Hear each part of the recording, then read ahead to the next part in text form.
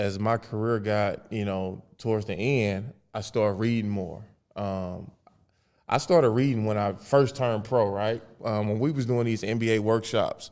Lawrence Thunderberg, I don't know if y'all remember him. I think he played for the Sacramento Kings. Okay. He was one of the speakers at the workshop, and he said something that really stuck with me, and I got offended. He was like, if you want to hide something from an athlete, put it in a book. But he went a step further. He was like, the real on that is if you want to hide something from a black person, put it in a book.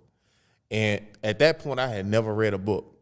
Never, like not one that, I never had read a full book at that time. And I'm 22 years old. Wow.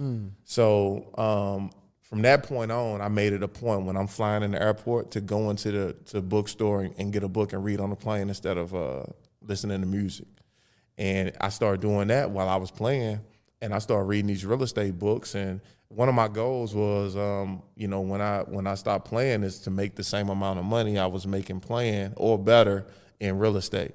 And it was tough in the beginning. Like I said, I started out as a realtor. I didn't know nothing. Like, it's different between book knowledge and actually getting out here. Applied knowledge. Yeah, getting out here and, theory versus practical experience, what I'm saying? Right. So you reading all this stuff, and it's like, man, when you actually getting out here doing it, it's still a process, So you have to work my way up, You mentioned